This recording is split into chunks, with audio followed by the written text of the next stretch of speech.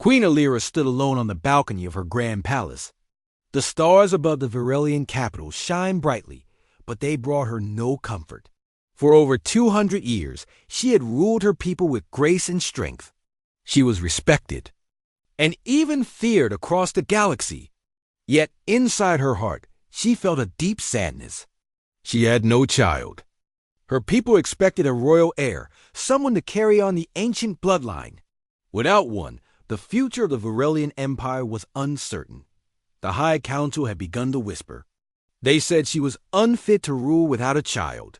They pressured her to choose a successor from the noble houses. But Alira could not bear the thought of giving her throne to someone who only cared about power. She wanted someone who would rule with kindness and wisdom. That was the kind of ruler her people needed. But Alira had tried everything. Varelian science and medicine could not help her. The sacred rituals of the old priests had also failed. She had once dreamed of raising a daughter who would one day become queen. That dream had died slowly, year after year, like a fire without air got. Now she stood, not as a queen, but as a woman who had lost her way. The silence of the palace grew heavier each day. Servants walked quietly. Advisors spoke in soft voices. No one dared to ask how she felt, but they all knew. Alira was tired. She turned away from the stars and walked back into her private chamber. The room was beautiful but empty. Everything around her felt like a cage. Gold and jewels could not bring her joy. Her throne was made of crystal, but it felt colder than the blackest stone. That night, Alira made a decision. She would leave. She would not wait for the council to force her out. She would step down from the throne on her own. She would go far. Away, somewhere quiet where no one knew her name. Maybe in the wide galaxy, she could find a reason to keep going. Alira sent a message to the High Council. She told them she was giving up the throne. She asked them to protect the Empire and to choose a wise leader. She packed only a few things: simple clothes, a small piece of her mother's necklace, and an old book of poems. She changed her name to Mira and took a small ship hidden deep in the palace hangar. No guards, no servants. Just silence, the stars. Did not look the same from the small ship. As she left the Varelian system, she felt something strange. It was fear, but also a little bit of hope. For the first time in many years, Alira had no duties, no council meetings, no royal mask to wear. She was just Mira now, a traveler with no past and no plan. She flew for days, stopping at lonely outposts and quiet moons. Most people thought she was just another traveler looking for work or rest. She spoke little and kept her head down. One day, she found a mining colony on the edge of human space. The place was dusty, with broken machines and tired workers. But there was something about it that felt right. It was real. It was simple. She asked for a job and was sent to the repair bay. The supervisor, a human woman named Carla, looked her up and down. Carla said, "You don't look like someone who's worked with machines, but you've got calm hands. That's rare out here. We'll give you a try." Alira became Mira, the quiet helper in the repair bay. She learned to fix small engines and clean filters. Her hands, once used to touch royal robes, now held tools and wires. She did not complain. The work kept her busy, and the silence felt different here. It was peaceful, not empty. That's where she met Ethan. He was a technician, tall with messy brown hair and a smile that never faded. He treated her like anyone else. No fear, no fake respect, just kindness. He showed her how to fix coolant leaks and patch old power cells. He made her laugh with simple jokes and brought her hot tea during long shifts. Mira began to look forward to the work, not just because it filled the hours, but because of Ethan. He made her feel seen, not as a queen, not as a leader, but as a person. And for the first time in a long time, Mira felt like she might find something worth living for. Mira woke early each day before the sun reached the dusty sky of the mining colony. The place was not beautiful, but it had its own rhythm. Engines roared, tools clanked, and people shouted instructions across the metal walkways. Myra no longer wore fine clothes. She wore brown work pants and a gray jacket stained with oil and dirt.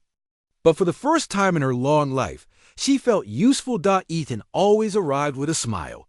He brought her coffee, though he didn't know she had never tasted it before coming to the colony. She liked it, even if it was bitter.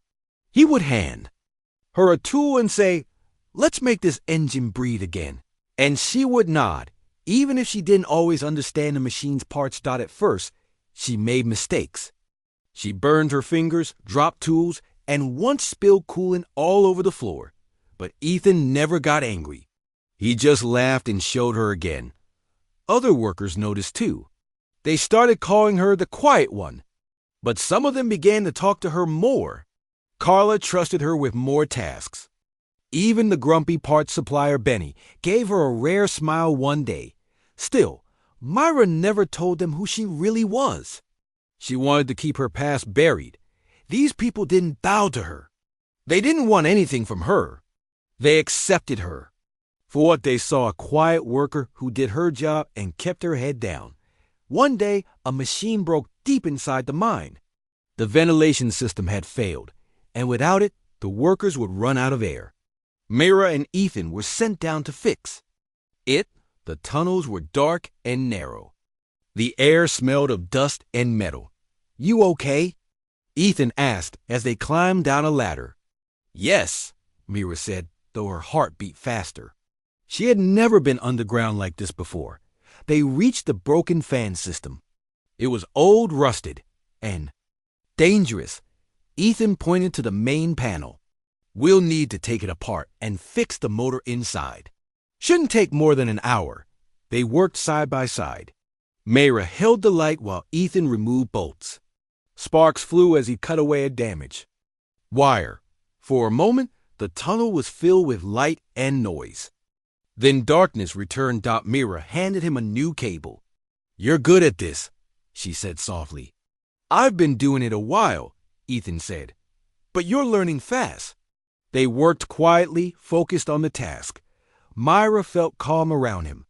There was something steady in his presence, like the hum of a working machine. When they finished the repair, the fan started to spin again. Cool air rushed through the tunnel. "Nice job, Myra," Ethan said, wiping sweat from his forehead. She looked at him. "Thank you for teaching me," he smiled. "You're easy to teach." "You listen. That's rare." They climbed back up to the surface. The others cheered when the air system came back on. Myra and Ethan returned to the repair bay, tired but proud. That night, Myra sat alone in her small room. She looked out the window at the stars. They were the same stars she had watched from her palace balcony, but they felt different now. They didn't remind her of duty. They reminded her of freedom. The next day, Ethan invited her to the colony's small cafe. It was just a metal room with a few tables and a noisy drink machine. They sat in the corner, sharing a simple meal. "You're not like most people here," Ethan said after a while. "What do you mean?" Myra asked. "You're quiet but strong. You don't talk much, but you care. I can tell." Myra looked down. She felt her heart twist. She wanted to tell him the truth, but fear held her back. "I've seen a lot of people come and go," Ethan said. "But you ... you seem like someone searching for something." Myra nodded slowly. "Maybe I am." Ethan didn't push her. He just smiled and changed the subject.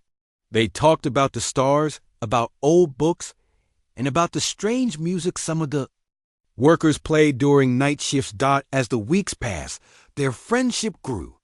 They worked together, ate meals together, and sometimes just sat in silence, watching the sky.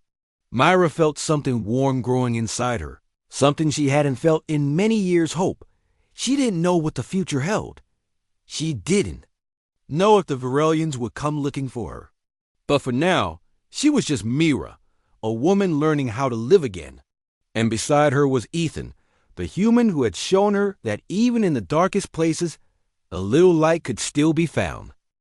The days on the mining colony passed slowly, but Myra no longer felt lost.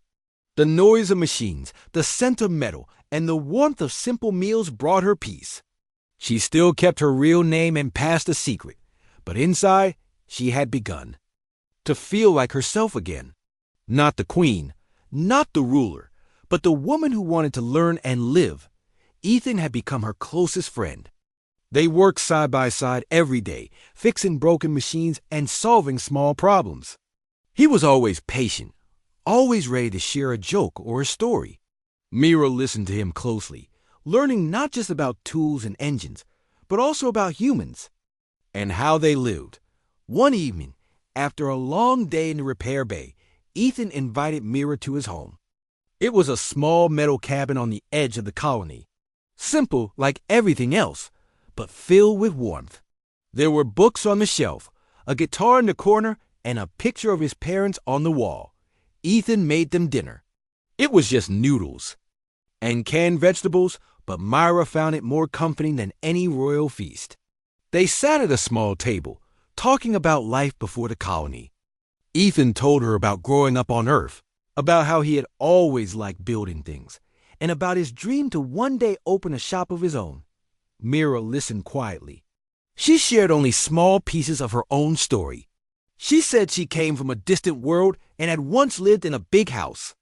She did not lie, but she did not tell the whole truth. After dinner, Ethan picked up his guitar and played a soft tune. Myra closed her eyes and listened. The music was simple, but it touched something deep inside her. She had never heard human music before, not like this. It was honest and raw, full of emotion. That was beautiful, she said softly. Thanks, Ethan replied. It helps me think. They sat in silence for a while, the sound of the guitar fading. Mira looked at him and felt a strange feeling grow in her chest. It was something she had not felt in a long time connection. The next day, trouble came to the colony. A small shuttle landed outside the main gates. It had no markings, but Myra knew the design. It was Virelian. Her heart froze. She watched from a distance as two tall figures stepped out. They wore dark robes and walked with purpose. Ethan came up beside her. Visitors? Yes, Myra said quietly. From far away. The colony leaders welcomed the visitors and led them inside. Myra stayed out of sight. Her hands shook. She knew why they were here. The High Council had found her. Later that night, Ethan found her sitting alone behind the repair bay. You okay? You've been quiet all day. Myra looked at him, unsure of what to say. She wanted to tell him the truth, but fear held her back. Ethan, what would you do if someone you trusted had a secret? She asked. He looked at her carefully. I guess it depends on the secret. But if I trusted them, I'd want to know. I'd still care. Myra took a deep breath. I think they're here for me, those visitors. They're from my world. I left ... a long time ago. I didn't want to go back. Ethan's eyes didn't change. He just nodded slowly. Do you want to tell me more? Not yet, she said, but thank you. The next few days were tense. The Virelian visitors asked questions around the colony. They showed pictures and asked about strange travelers. Mira kept out of sight, only working at night or in the far corners of the colony. Carla noticed her absence, but didn't ask. Ethan stayed close. He didn't push her, didn't ask more questions, but his presence made her feel safe. One evening, he gave her a small communicator. If something happens, call me. I'll come right away. Myra took the device and held it tight. Why are you helping me? Ethan smiled. Because you helped me. I was alone here before you came. You made this place feel less empty. I won't let you face this alone. Myra felt tears in her eyes. She turned away so he wouldn't see. That night she stared at the stars again, but this time she didn't feel lost. She felt afraid, yes, but also supported. She didn't know how long she could hide, or what the Virelians would do if they found her, but she knew she was not alone, and for now, that was enough. The next morning, Myra woke early, her thoughts heavy. The Virelian emissaries were here now, and the quiet life she had begun was in danger. She knew they were not just visitors, they had orders. Orders to bring her back, no matter what. The colony felt different. People moved faster, spoke less, and glanced at Mira with new curiosity. She kept her head down and worked hard, but the fear in her chest grew. Ethan stayed by her side as always. When Mira felt alone, he was there to listen. When she felt afraid, he gave her strength. One afternoon, as they repaired a broken water pump, Myra finally spoke. "Ethan, I have to decide what to do. If I go back, I lose everything I have here. If I stay, I might be hunted forever." Ethan wiped his hands and looked at her with steady eyes. "You have to choose what feels right for you. But remember, you're not alone. I'll help you however I can." Myra smiled faintly, grateful but uncertain. Later, that day, the emissaries called a meeting with the colony leaders. They demanded to search the colony for signs of Mira. The leaders hesitated but feared losing trade with the Varelian Empire. The emissaries grew impatient, thought Mira knew she had to act fast. She met with Carla in private and explained her fears. Carla, though surprised, promised to help. Together they planned to keep Mira hidden until they could figure out a way to help her escape. The workers agreed to keep quiet, and a small group took turns watching for the emissaries. But the emissaries were clever. They sent spies and used technology to scan the colony. One night, Myra heard footsteps outside her room. She grabbed the communicator Ethan had given her and whispered into it. "Ethan, they're here." Within minutes, Ethan and Carla arrived with a few workers. Mira slipped out the back door and into the dark. The chase was on. Mira ran through narrow alleyways and past sleeping workers. Her heart pounded, but she kept moving. Ethan and the others followed close behind, blocking the emissary's path and leading Mira to safety. They reached an old cargo ship hidden behind the colony. Myra climbed aboard, shaking but determined. "Where will we go?" she asked. "Somewhere safe," Ethan said. "Far from here." As the ship lifted off, Myra looked back at the colony. It was no longer just a place to hide. It was home. And she was leaving. Yet behind to find a new future, the journey through space was long and quiet. Myra watched the stars and thought about what lay ahead. She wondered if she could ever return to her people, or if she would have to leave her past forever. Ethan sat beside her. "We'll find a way," he said softly. Mira nodded. Feeling a spark of hope. In the days that followed, Mira and Ethan talked about many things, their dreams, their fears, and the strange bond growing between them. Myra began to trust him more, sharing small stories from her past. One evening, as the ship drifted near a peaceful planet, Ethan took Mira's hand. "You're stronger than you know," he said, "and you're not alone anymore." Myra squeezed his hand, feeling a warmth she hadn't known in centuries. As the stars passed by, Mira knew her journey was just beginning. She was no longer a queen in exile, but a woman with new friends, new hope, and a chance to choose her own path. The small ship landed softly on a quiet planet covered with green forests and blue lakes. Myra stepped down, feeling the fresh air on her face. It smelled different from the dusty mining colony, clean and alive. She looked around, her heart filling with hope. Ethan stood beside her, smiling. "This place is called Verdara. It's far from the Varelian Empire and human colonies." "A good place to start fresh," Myra nodded. "It's beautiful." "I like it already." They found a small village near the landing site. The people were mostly farmers and traders, friendly and curious. Mira kept her past secret but shared enough to earn their trust. She helped with chores and repairs, using the skills she learned on the mining colony. Days passed peacefully. Mira began to teach the village children about science and technology. They loved her stories of stars and distant worlds. In return, they showed her how to plant crops and live with nature. Myra felt her heart grow lighter. One afternoon, while walking through the forest, Mira and Ethan found strange ruins covered in moss. Ancient stones carved with symbols from long ago. Myra recognized some marks. They were similar to those of her people, the Virelians. Maybe this was a place of learning or power, Myra said softly. It makes me think about my own home. Ethan looked at her. You've carried a lot with you. Maybe it's time to let some go. Myra smiled sadly. I want to, but it's hard. That night, they sat by a fire and talked about their dreams. Myra spoke of wanting to help both humans and Virelians find peace. Ethan said he wanted to build a place where different people could live and learn together. Maybe we can build that here, Ethan said. A new start. Myra felt hope bloom in her chest. For the first time, she saw a future where she did not have to hide or run. She could be herself, a queen without a throne, but with a purpose. But news from the galaxy was never far away. One day, a small group of travelers arrived at the village. They brought stories of conflict and fear. The Virelian Council still searched for her. Some humans feared outsiders. Myra knew she had to act. She gathered the villagers and spoke honestly about who she was and why she left. Some were afraid, but many listened and chose to trust her. Together they began to prepare. They trained to defend their home and learn from each other. Myra started an academy, a place to teach peace, science, and friendship between different races.